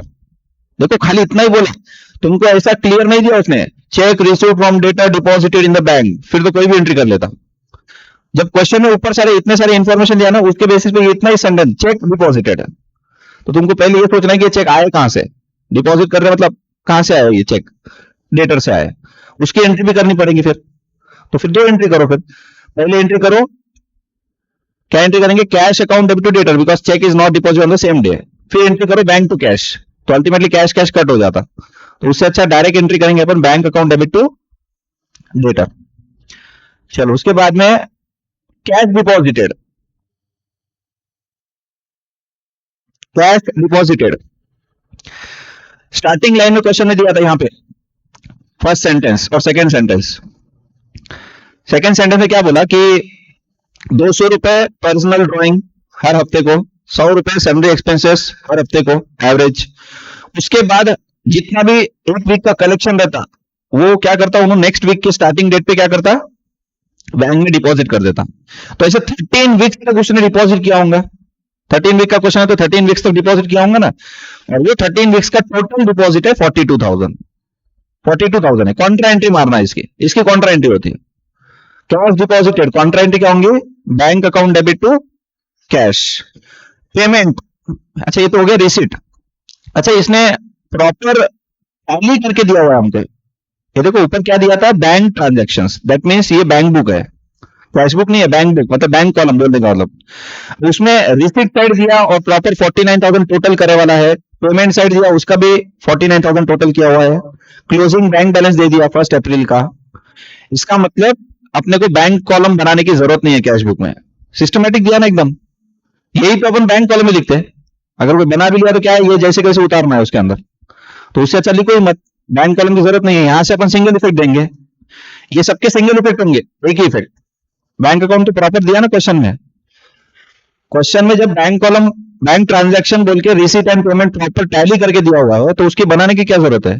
हमको कैश कॉलम ही बनाना है अब सिर्फ क्वेश्चन में, बैंक कॉलम की जरूरत नहीं है, ठीक है। अच्छा पेमेंट साइड में क्या क्या है? Creditors paid 40,000, creditors paid 40,000।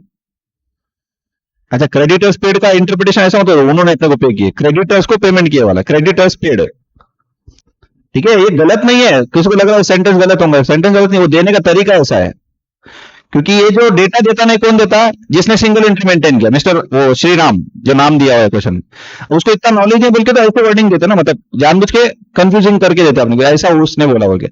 उस क्रेडिटर्स पेड मतलब payment to creditor by cheque, payment to creditor by cheque, entry होती है creditors account debit to bank. तो ये 40,000 रुपए हमको क्रेडिटर के डेबिट पे लिखना है to bank, to bank. Rent paid 600, question में इसका भी एक लाइन दिया था, other than Sunday expense all expense are paid by cheque, cheque से पेमेंट होता है। रेंट भी तो एक्सपेंस ही है ना, रेंट भी तो एक्सपेंस ही है, सन्डे एक्सपेंस में इंक्लूड नहीं है, वो अलग से दिया उसने। तो any expenses other than Sunday expense are paid by cheque, तो रेंट पेमेंट 600 रुपए, expenses other than Sunday expenses 3,000, question में ये भी लाइन दिया था, expenses other than salary expense are paid by cheque, तो ये 3,000 रुपए वो हो गए। ठीक है, आगे बैलेंस ऑन 1 अप्रैल 5400, इसका मतलब हमको फाइनल अकाउंट जो बनाने हैं ये क्वेश्चन में वो 1 अप्रैल को बनाने हैं या 31 मार्च के बोलो, क्वेश्चन में नीचे देंगे वैसे तो। 1 अप्रैल का बैलेंस मतलब 31 मार्च का बैलेंस, बैंक बैलेंस अगर 1 अप्रैल का दे रहा है अपने को, इसका मतलब 31 मार्च का होगा। ठीक है, 5400। After 13 weeks on 1 April Monday the entire cash was missing, entire cash was missing मतलब एक्चुअली फाइनल अकाउंट बनाने का टाइम 31 मार्च है ही नहीं, लेकिन यहाँ पे अपने को ये डेटा क्यों दे रहा है, क्योंकि अपने को ये पता चल करना है यहाँ पे कैश कितना गायब हुआ बिजनेस के अंदर से, क्योंकि ये मंडे को क्या करता है, बैंक में डिपॉजिट करता है, हर वीक के स्टार्टिंग में क्या करता है, जितना भी पहले लास्ट वीक का कलेक्शन रहता है बैंक में डिपॉजिट कर देता। तो अभी मंडे को 1 अप्रैल को डिपॉजिट करने के लिए बिजनेस में गया पहले कैश लेने के लिए, तो वहां कैश ही पूरा गायब है, पूरा कैश चोरी हो गया इसका। ठीक है, तो 1 April Monday the entire cash was missing when it was to be deposited in the bank, deposit करने के लिए बिजनेस में गया कैश लेने को, लेकिन कैश ही पूरा मिसिंग है। The following further facts are ascertained. Point number 1, stock on that day was valued at 4000, that is a closing stock. 1 April का आपने को फाइनल अकाउंट बनाना है, तो ये क्या बन जाएगा, उस डेट पे 4000 रुपए का स्टॉक है, that is a closing stock. Closing stock के दो effect, trading account credit side, balance sheet में asset side. Sundry debtor amounting to 20,000 as per diary, तो उसके पास जो डायरी मेंटेन है कि credit sales are few but are noted in a diary, ऐसा दिया था। तो जो भी क्रेडिट सेल होते हैं ना, क्रेडिट सेल करते हैं उसके नोट करके रखता होगा कि इस आदमी को इतने का माल बेचा है, इस आदमी। तो 1 अप्रैल को अभी भी उसको डेटर से कितने पैसे आने के, 20,000, तो क्लोजिंग डेटर का बैलेंस दे दिया आपने को 20,000। Sundry creditor were 8,000 as per unpaid bill file, तो उसके पास जो अनपेड बिल का फाइल मेंटेन करा हुआ है उसमें उसके हिसाब से 8,000 रुपए क्रेडिटर को पेमेंट करना बाकी है, तो ये क्लोजिंग क्रेडिटर हो गए 1 अप्रैल के। Find out the amount of cash missing and prepare trading and profit and loss account for the period ended 31st March and balance sheet as on that date, ignore depreciation। ठीक है, तो 3 महीने का है वैसे भी, तो डेप्रिसिएशन वगैरह कुछ कैलकुलेट नहीं करना है। बैलेंस शीट में एसेट है क्या, हाँ फिक्स एसेट है दिए हुए, तो 30,000 फिक्स एसेट है, लेकिन ये 3 महीने का डेप्रिसिएशन वगैरह इग्नोर करो। ठीक है, इग्नोर करके हमको फाइनल अकाउंट बनाने इस डेटा के बेसिस पे। कैश जो मिसिंग है उसके बारे में क्वेश्चन कुछ भी नहीं बोल रहा, जैसा एक क्वेश्चन में दिया था रिकवरेबल बोल के, the cash defaulted by cashier is recoverable. अब इस क्वेश्चन में नहीं बोल रहा, तो अपन नीचे नोट लिखेंगे, assuming that the cash missing is not recoverable and it is a loss for the business। यही सुटेबल assumption है एज पर कंजर्वेटिज्म कंसेप्ट। देखो रिकवरेबल हो जाएगा ये बहुत रेयर पॉसिबिलिटी है, चोरी वाला कैश मिलना बहुत मुश्किल है, तो अपन अज्यूम करेंगे यहाँ पे बेटर assumption क्या है अकाउंट्स के अंदर की, कंजर्वेटिज्म फॉलो करो, क्या करना है, इट इज अ लॉस, बाद में मिल गया तो क्या हो जाएगा, वो इनकम हो जाएगा, गेन बोल के रिकॉर्ड कर लेंगे बाद में अगर कैश रिकवर हो गई तो कहीं से। लेकिन जनरली यहाँ पे कैशियर लेके भागा बोल के नहीं बोला है, कैश मिसिंग मतलब मे भी बिजनेस आवर्स खत्म होने के बाद चोरी होने वाला है। बिजनेस में से चोरी हुआ तो क्या है, कैशियर थोड़ी रिस्पॉन्सिबल रहता, कैशियर बोलेंगे मैं तो दिन भर था, बाद में अगर रात में किसी ने चोरी किया तो मैं क्या करूँ उसको, बिजनेस में कैश था तुमको मैंने बताया था, तो सिंपली इसको लॉस ट्रीट करेंगे हम। ठीक है, तो आ जाओ फॉर्मेट के ऊपर, फॉर्मेट क्या क्या रहेंगे। Trading P&L account balance sheet तो फॉर्मेट बनेगा, ओपनिंग बैलेंस शीट बनेंगे क्या, नहीं बनेगा, बिकॉज ऑलरेडी दिया वाला है सिस्टमैटिक, एकदम अच्छे से सिस्टमैटिकली हमको दिया हुआ है opening balance sheet, no need to prepare.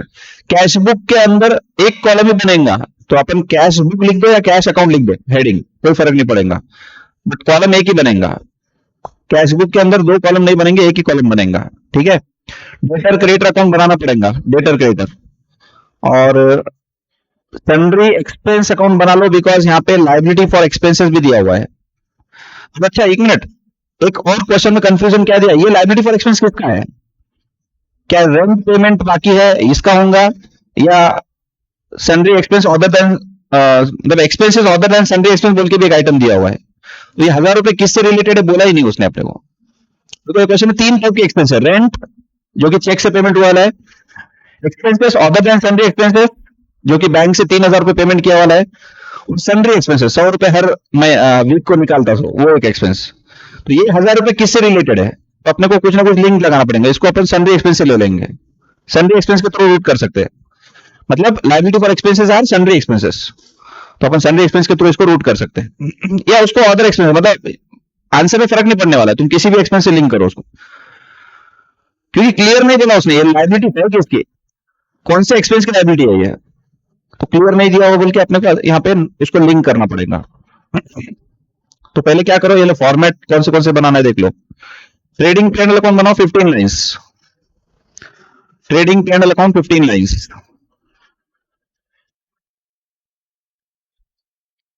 Trading profit and loss account 15 lines,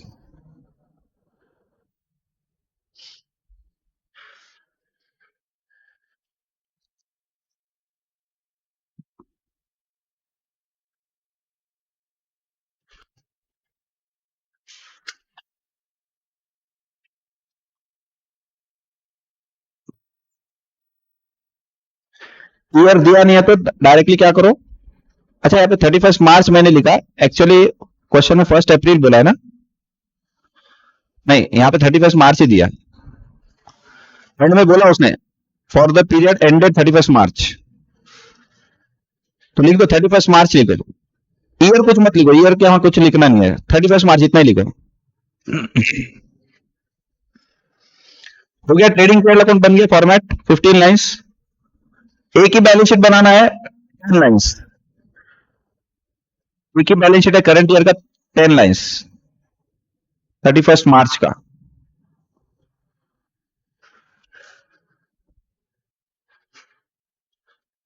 गिनते मत बैठो लाइंस, अंदाजे से समझ में आना चाहिए 15 लाइन कितने होते, 14 हो तो भी चलता, 16 हो तो भी चलता, खाली फुल पेज मत छोड़ो 15 लाइन बोलने के बाद।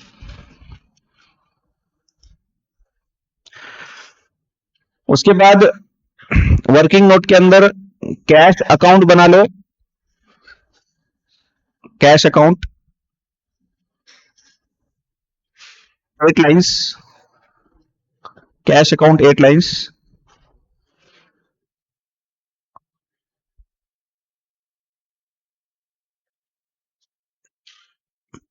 पांच लाइन के 3 अकाउंट बनाओ, डेटर, क्रेडिटर और सन्डे एक्सपेंसेस। 5 लाइंस के 3 account, debtor, creditors, sundry expenses, debtor, creditor और sundry expenses.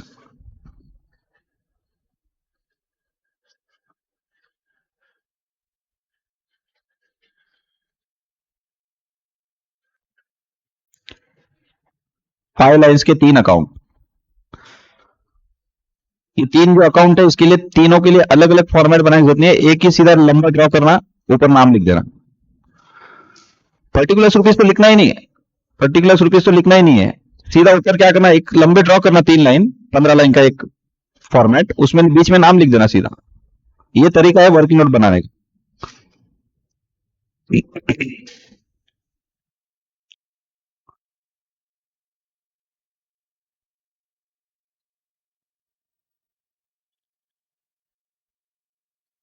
Debtors account, creditors account और सन्ड्री एक्सपेंसेस।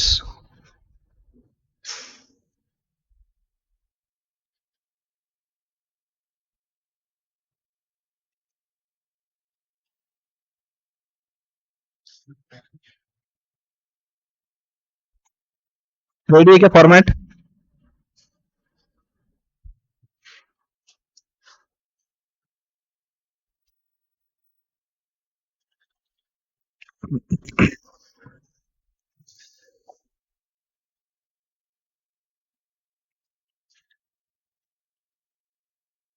स्टार्ट करना है।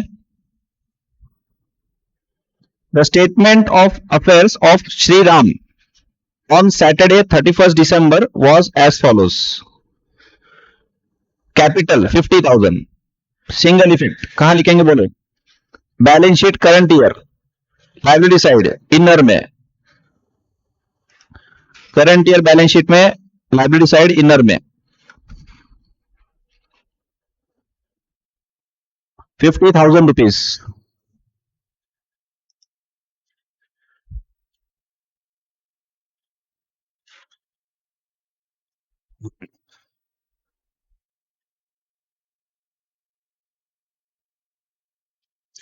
उसके बाद सन्ड्री क्रेडिटर 10,000, बोलो कहां पे लिखेंगे, क्रेडिटर्स अकाउंट के अंदर by balance brought down, creditors account में by balance brought down 10,000।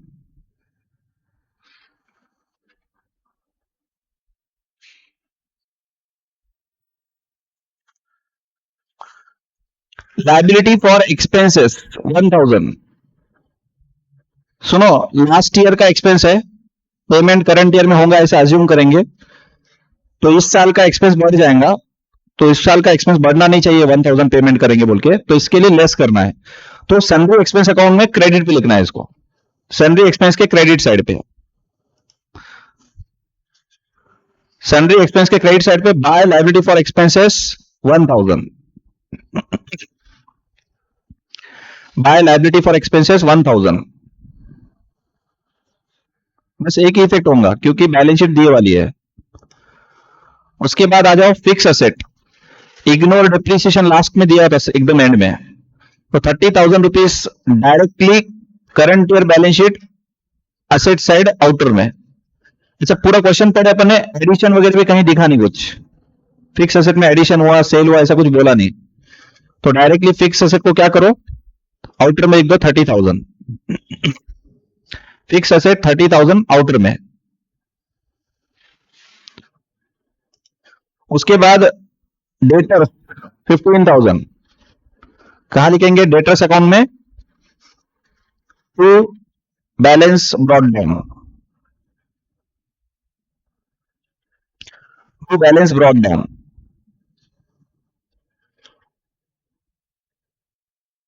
To balance brought down.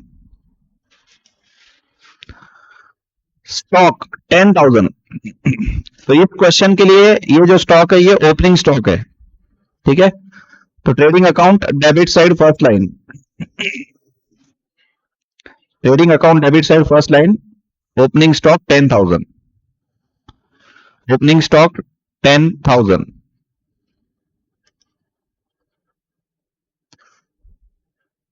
एक मिनट, ये जो बैंक बैलेंस है 5,000 ये कहीं पे भी नहीं लिखेंगे हम, क्यों, नीचे हमको बैंक अकाउंट उसने बना के दिया, उसमें 5,000 रुपए लिखे वाले डेबिट पे, अगर ये बनाते तो हम लिखते थे, लेकिन ये बनाए वाले ऑलरेडी बोल के नहीं बना रहे अपन, तो ये 5,000 कहीं पे भी नहीं आएगा, ठीक है, तो ये 5,000 में अभी यहाँ पे नीचे मैच हो गया एग्जैक्टली। कैश 1,000 ये लिखेंगे हम, कहा लिखेंगे, कैश अकाउंट के अंदर, कैश अकाउंट में डेबिट साइड पे, to balance brought down 1,000, to balance brought down 1,000। Opening balance sheet समझ में आ गया पूरा क्या क्या किया अपन ने। बैंक बैलेंस नहीं लिखने का रीजन है नीचे बैंक अकाउंट दिया हुआ है, ठीक है। आगे, Shriram does not maintain his books on the double entry system but he carefully follow the following system. Every week he drew 200 rupees, drawing account debit to cash. तो एक काम करो, कैश अकाउंट के क्रेडिट साइड पे लिखो bye drawing, और amount 200 रुपए मत लिखना, ब्रैकेट में लिखो 200 इंटू 13 एवरी वीक, और क्वेश्चन है 13 वीक का। सेम क्वेश्चन एग्जाम में 12 मंथ्स का भी आ सकता, ठीक है, तो क्वेश्चन पढ़ के पूरा देखना है कि 12 मंथ्स का है, 6 मंथ्स का है या 3 मंथ्स का है, उसके हिसाब से करना है। तो ड्रॉइंग 200 इंटू 12 कितना, 13 कितना, 2600। और इसका second effect, second effect capital में से लेस कर देंगे, लेस ड्रॉइंग 2600, लेस ड्रॉइंग 2600। उसके बाद after meeting his weekly sundry expense 100 on average and is drawing the balance is weekly collection is bank at the commencement of next week. तो ये line में हमको अभी फिलहाल में सन्ड्री एक्सपेंस 100 रुपए जो है ना ऑन एन एवरेज उसको यूज करना है, तो 100 इंटू 13 1300 रुपए होते हैं, और 1300 रुपए की एंट्री करना है sundry expenses account debit to cash. तो हमारे पास दोनों भी अकाउंट है, कैश अकाउंट के क्रेडिट साइड पे लिखो by sundry expenses 100 into 13 1300, by sundry expenses 100 into 13 1300, sundry expenses account के डेबिट साइड पे टू कैश 1300। To cash 1300। हो गया यहां तक। उसके बाद third point, no cash purchase is made and creditors are paid by cheque. ठीक है, इंफॉर्मेशन है, खाली जब आएगा तब काम पढ़ना पड़ेगा एक बार। Sales are at a fix price which include 20% profit on sale. ये भी इंफॉर्मेशन है, इसका भी यूज कहां पे होगा, कैसे होगा, देखेंगे। Credit sales are few and are noted in a diary. Payments are received in cheque only from such parties.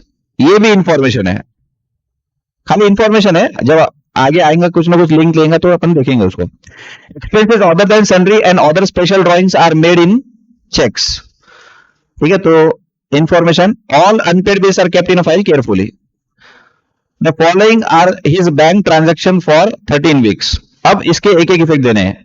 तो ये जो बैंक बैलेंस ओपनिंग दिख रहा है ना, इसको भी कुछ करने की जरूरत नहीं है, लास्ट डे की बैलेंस शीट में है। ये ऊपर 5,000 रुपए जब देखे अपने तो नीचे एग्जैक्टली उतना मैच हो रहा, तो ये 5,000 कहीं पे भी नहीं आएगा, ये 5,000 कहीं पे भी नहीं आएगा। ठीक है, तो ये 5,000 का हो गया। चेक्स डिपॉजिटेड 2,000, इसकी एंट्री करना है हमको। Bank account debit to debtors, bank to debtors. तो क्या करो, ऑलरेडी बैंक अकाउंट तो दिया हुआ है ना अपने को, हाँ, तो डेटर अकाउंट के क्रेडिट पे लिखो बाय बैंक 2,000, बाय बैंक 2,000। इसके लिए क्वेश्चन में एक लाइन भी है कि डेटर से हम चेक से ही कलेक्ट करते, कलेक्शन लेते, डेटर से चेक से ही कलेक्शन करते बोल के ऐसा दिया हुआ है। ठीक है, तो 2,000 रुपए बाय बैंक, और ये बैंक अकाउंट में डेबिट पे है। चलो, उसके नीचे 42,000, ये कॉन्ट्रा एंट्री है। बैंक डेबिट, बैंक डेबिट, तो cash account credit, cash account के क्रेडिट साइड पे, कैश अकाउंट के क्रेडिट साइड पे बाय बैंक 42,000। ठीक है, यहां पे कॉन्ट्रा एंट्री इसको नहीं बोल सकते अपन, क्योंकि कैश अकाउंट अलग बना रहे, बिजनेस में बैंक अकाउंट अलग बना रहे, अलग अलग बना रहे तो कॉन्ट्रा नहीं रहेंगे, एक ही फॉर्मेट में दोनों कॉलम रहेंगे तो कॉन्ट्रा एंट्री बोल सकते हैं अपन। तो बाय बैंक 42,000। उसके बाद डेबिट का तो हो गया, इधर रिसिप्ट साइड का हो गया ना। नाउ क्रेडिटर्स पेड 40,000, तो एंट्री होती है creditor account debit to bank, तो बैंक के क्रेडिट पे, तो क्रेडिटर के डेबिट पे, क्रेडिटर अकाउंट के डेबिट साइड पे टू बैंक 40,000, क्रेडिटर्स अकाउंट के डेबिट साइड पे टू बैंक 40,000। आगे रेंट पेड 600, एंट्री होती है rent account debit to bank, तो बैंक के क्रेडिट पे, तो रेंट अकाउंट के डेबिट पे, बट रेंट अकाउंट तो नहीं बनाया हमने, तो directly P&L account debit side, P&L account debit side. Profit and loss account debit side, नीचे लिखो to rent paid 600, rent paid 600।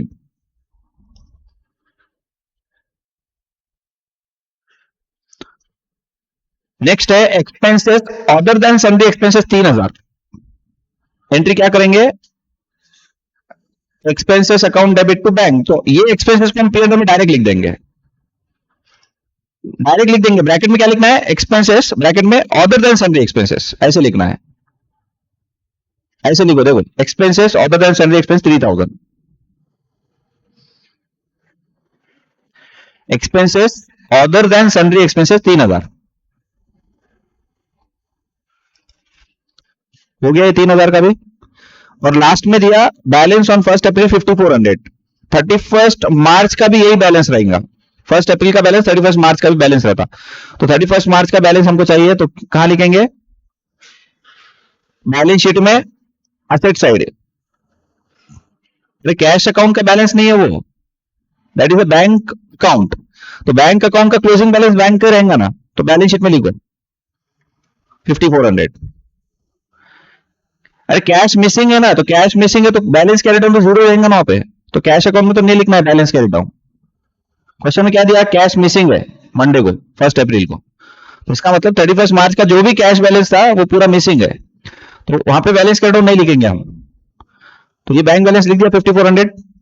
चलो उसके आगे, after 13 week on 1st April Monday, the entire cash was missing when it was to be deposited in the bank. The following further facts are ascertained. Stock on that day was valued at 4,000. लो 4000 का क्या करेंगे? Trading के credit side पे fifth line में लिखा 4000, trading account के credit side पे क्लोजिंग स्टॉक 4000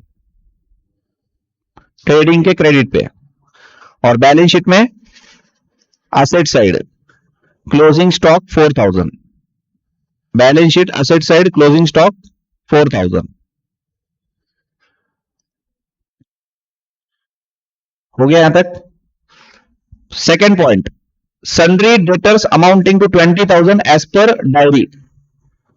तो ये क्या मालूम, क्या क्लोजिंग डेटर है। तो काम करो, डेटर अकाउंट में आ जाओ, डेटर अकाउंट के अंदर, और वहां पे लिखो by balance carried down.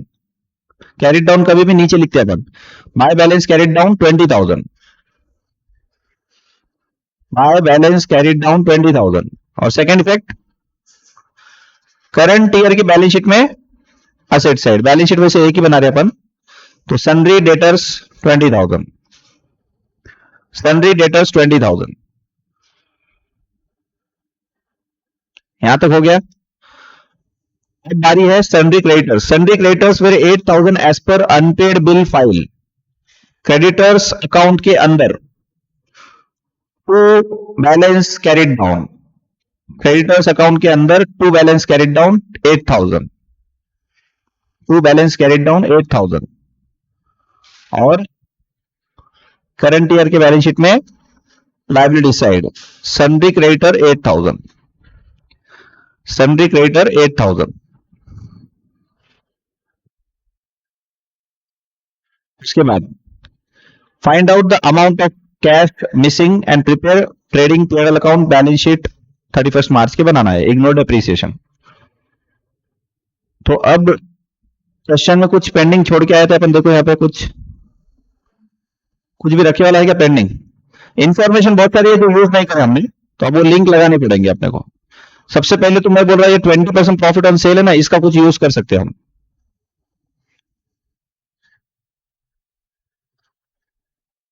No cash purchase, that means एक बार क्रेडिट अकाउंट में आओ, क्रेडिट अकाउंट में, तो यहां पे परचेसेस निकल जाएगा क्या बैलेंस? तो डेबिट पे 48,000 का टोटल है, तो by purchase no cash purchase, that means ये जो परचेज अपन निकाल रहे हैं ना, यही टोटल परचेज है। कितना आया? 38,000 आया सबका 38। ये 38 को लिख दो ट्रेडिंग अकाउंट के डेबिट साइड पे, ट्रेडिंग के डेबिट साइड पे।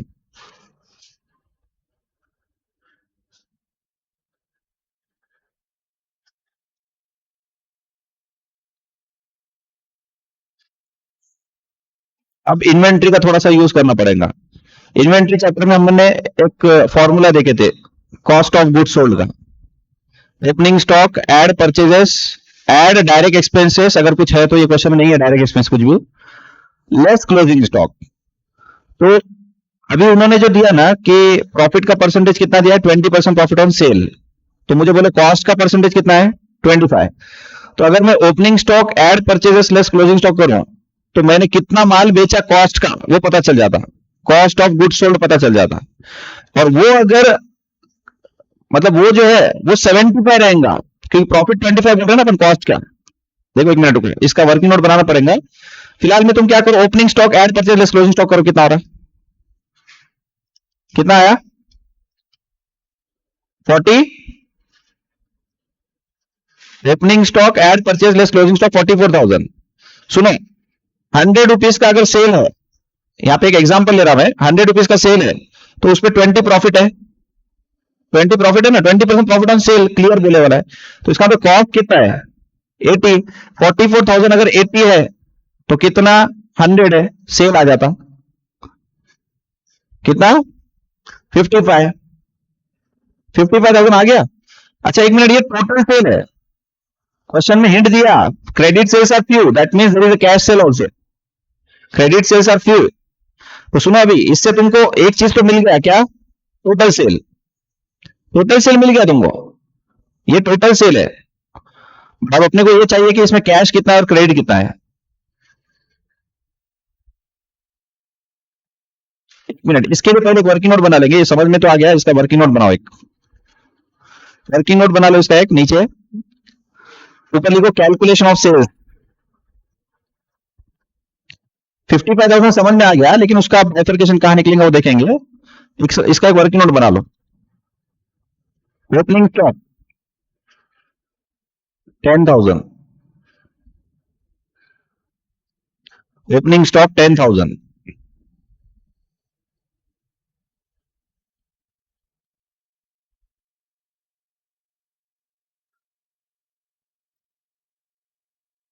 यहां पे जो परचेज लेंगे ना, ऑलवेज नेट परचेज लेना है। अब ये क्वेश्चन में, ये क्वेश्चन नेट परचेज का है नहीं, क्योंकि परचेज रिटर्न अगर रहता था ना तो वो लेस करके लेना है, आउटर वाला अमाउंट लेना है कभी भी। यहां पे एड परचेजेस नेट, ठीक है, यहाँ पे नेट और ग्रॉस एक ही है, because there is no purchase return, question में परचेज रिटर्न नहीं है।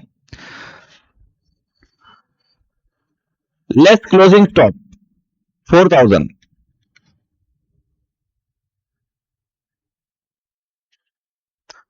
तो कॉस्ट ऑफ गुड्स सोल्ड आ गया A plus B minus C,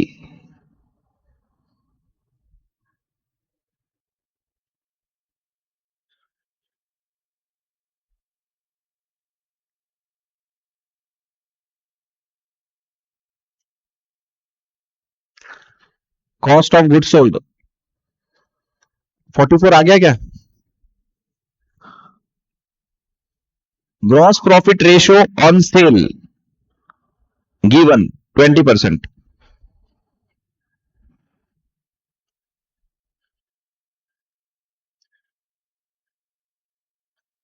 gross profit ratio on sale given 20%।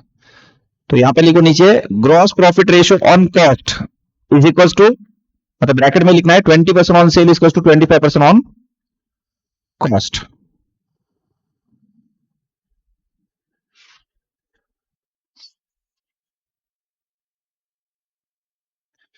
तो अगर तुम्हारा 25% कॉस्ट का परसेंटेज आ गया, 25% प्रॉफिट ऑन कॉस्ट, तो ये 25% से हम ग्रॉस प्रॉफिट निकाल सकते हैं, डी मल्टीप्लाई बाय एफ, मतलब cost of goods sold into gross profit percentage on cost, 44,000 into 25%, कितना आ गया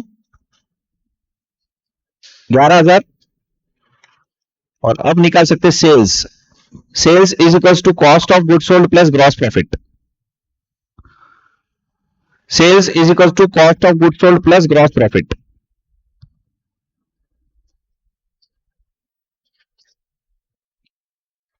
sales is equal to cost of goods sold plus gross profit,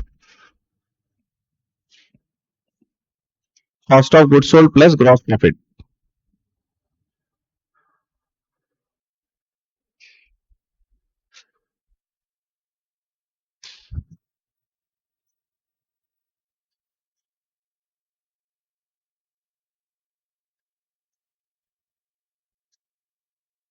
हाँ, अगर 55,000 टोटल सेल हो तो क्या डेटर अकाउंट से क्रेडिट सेल मिल रहा है क्या अपने को। हाँ, तो वहां पे से निकालो क्रेडिट सेल,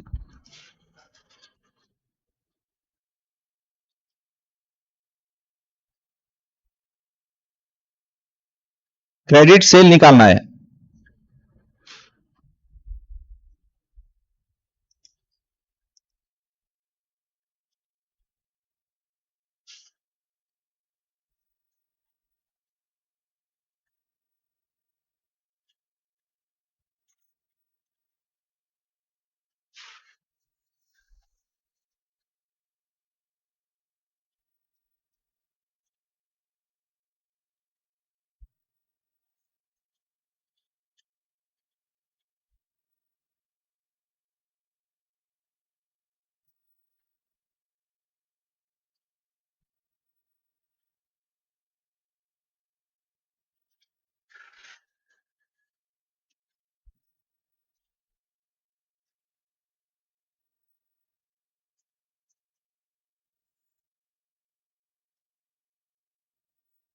हो गया।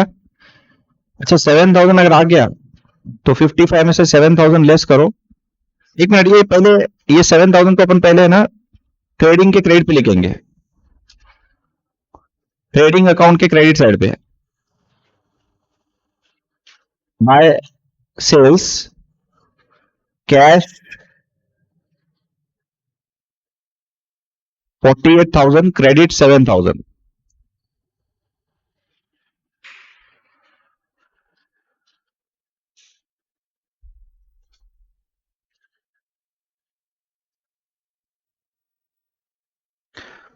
अब बोलो कैश सेल जो हुआ 48,000, इसकी एंट्री कैश अकाउंट डेबिट होना चाहिए, तो कैश अकाउंट के डेबिट पे लिखो, कैश अकाउंट के डेबिट साइड पे to sales 48,000, to sales 48,000,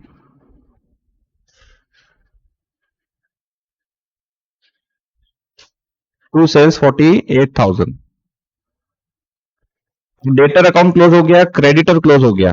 sundry expenses में लिख दो by profit and loss.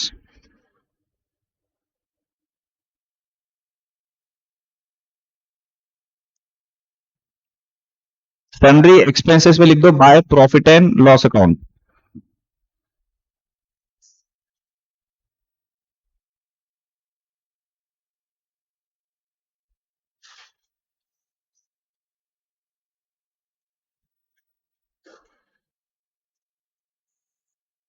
Profit and loss account के डेबिट साइड पे to sundry expenses 300, to sundry expenses 300।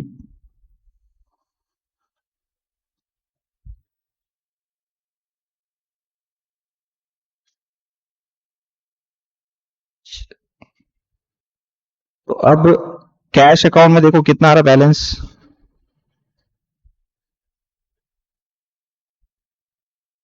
कितना,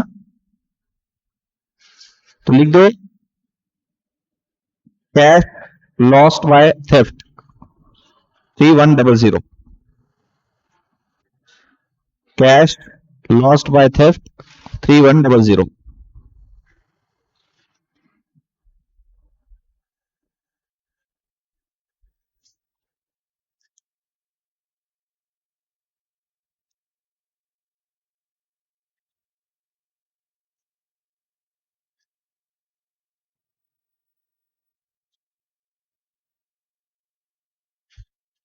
ये 3100 हम पी एंड एल अकाउंट में लिखेंगे अजम्पशन के साथ, तो नीचे लिख दो कैश लॉस बाय थेफ्ट 3100। नीचे अजम्पशन लिखेंगे कि जो भी कैश लॉस्ट हुआ वो हमारा बिजनेस का लॉस है।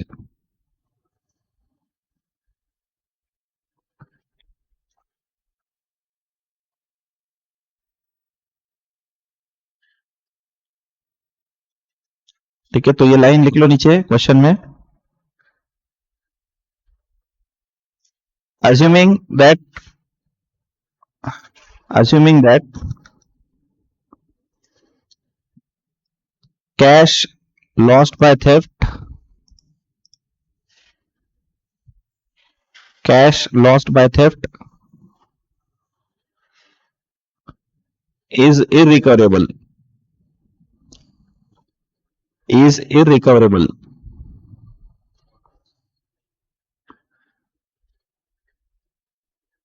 and therefore charged to profit and loss account, and therefore debited to profit and loss account,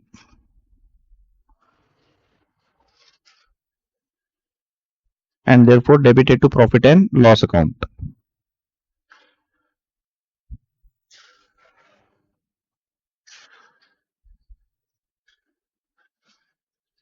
अब निकालो ग्रॉस प्रॉफिट, नेट प्रॉफिट और बैलेंस शीट टोटल करना है। ग्रॉस प्रॉफिट तो 20% सेल का आना चाहिए, 11,000 ही आएगा ना।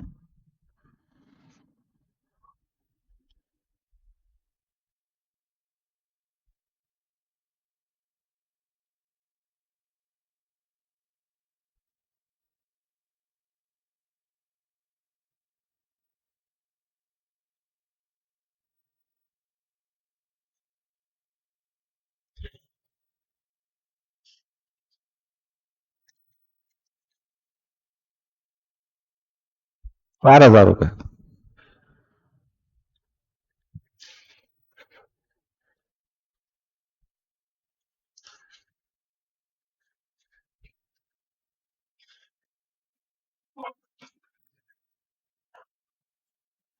Net profit 4,000।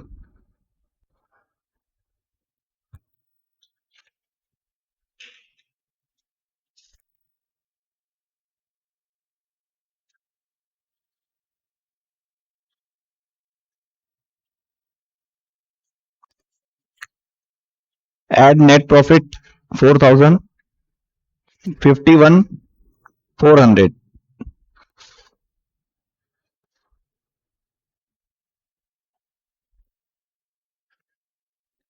Balance sheet total 59,400.